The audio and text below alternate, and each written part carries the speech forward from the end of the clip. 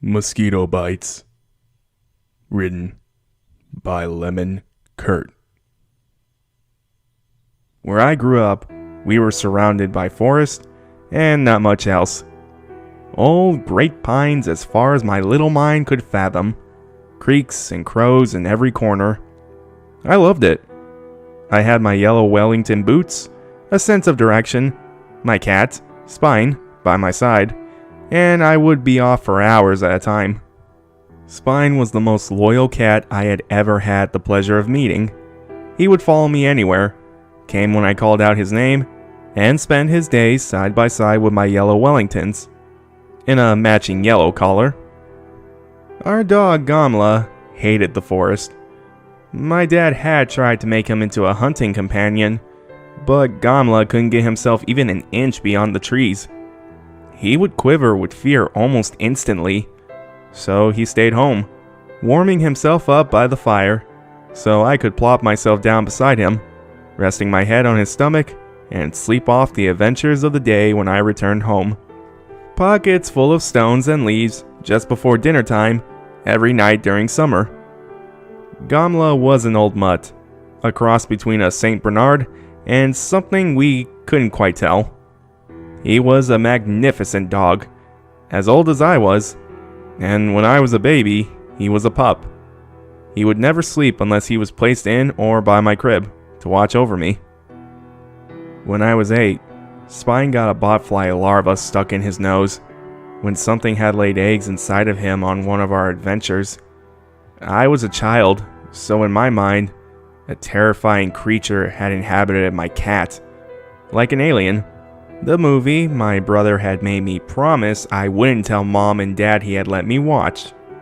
His small nose swelled up to double size, his little head almost bursting by the pressure of some intruder, and when the vet finally got it out, the slimy maggot was still twisting and turning, like a Scooby-Doo villain.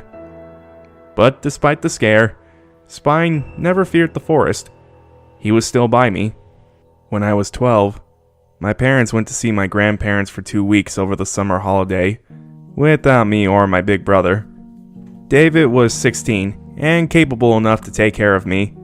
And besides, we didn't really fancy a flight for Norway as a summer vacation. We would stay home and take care of Spine and Gamla. It was a lot of frozen pizzas, playing Nintendo until far past my bedtime, and Gamla getting spoiled rotten with treats. I still went into the forest a lot, and Spine followed. On probably the 5th or 6th day alone, Spine refused to go with me. For the first time ever. He was blocking the door, hissing at me, clawing and scratching my legs, the door, the walls, anything he could get near. He was manic. I had never seen my old cat like that. He was looking frantically around like he was more than scared, like he was worried, which is not an emotion you want to see in an animal.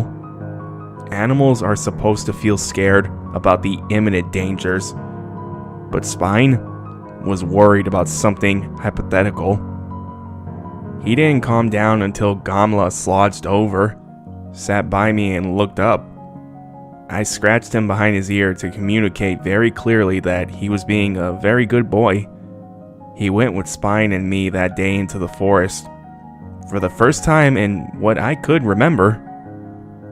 The atmosphere was different that day.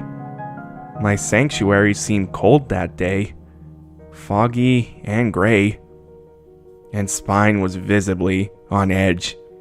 Gamla didn't show anything, which was almost scarier. I didn't see the trigger, but suddenly there was a commotion. Spine screeched. Gamla yelped and jumped in front of me, viciously barking at anything and nothing, baring his teeth and growling in a way I had never seen him. Then he looked back at me, and while he didn't speak, I understood. I booked it. I ran faster than I had ever done before, and the animals kept pace, making sure I was never behind. The next morning, Gamla woke up with a swollen nose. I had told David about the incident in the forest, and he had assured me that it was probably just a mosquito that had made old Gamla go crazy. Gamla hated mosquito bites. Seeing the bulging, inflamed spot on him made me almost relieved. He laid with his head in my lap all day, while Spine kept quiet, keeping himself close to both David and me. By nighttime, however, the bite was growing. Gamla's whole face was swollen, large and red and uncomfortable. He seemed in pain, walking slowly and carefully, but never making a noise. Spine stayed right by him. David called Dad in the morning to ask him what we should do. It's probably just a botfly. We know they're out there. It's uncomfortable for him, but he'll be fine. I'll get him to the vet when we return. Are you guys eating anything but pizza? He said, and that was the end of that. But Gamla wasn't fine. Not at all. The lump was growing in an unusual way, dividing itself across his head and neck. Large broils and bumps, and everything on him seemed to be inflamed. He would lay in front of the fire, not eating, not drinking, just quietly whimpering to Spine, who slept right by him. By the fourth day, he could barely move. Gamla was old, but he had always been agile, very quick on his feet, and sure of his movement. Now every step seemed to break him. His joints were quivering under him when he tried to stand. His broils would rupture, and pus would seep out. Everything on him was bulging, and he was pissing himself with every little bit of water we could get in him. Eating was out of the question.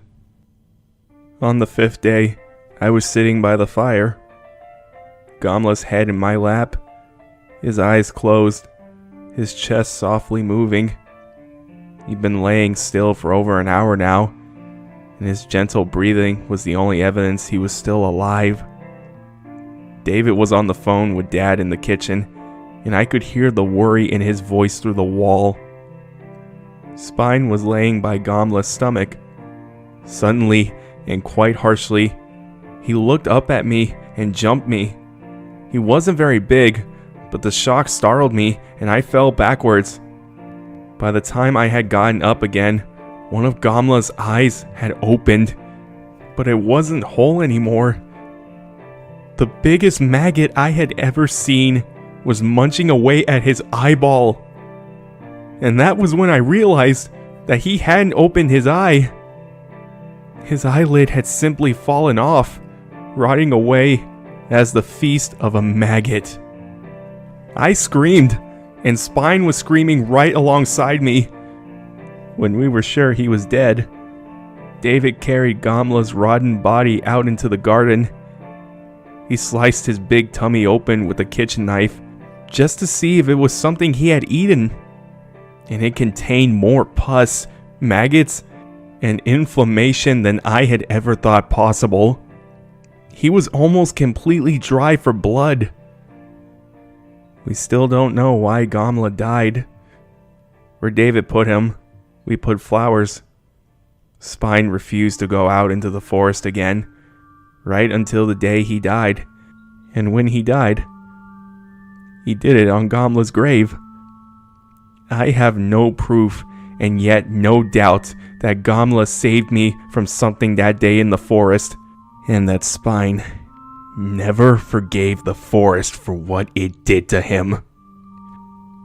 I still carry flowers for the two of them when I visit my parents. My dad called me yesterday to tell me that he went out into the forest, in the fog, and now that he had returned home, he realized he had gotten a nasty mosquito bite. It's weird, he said.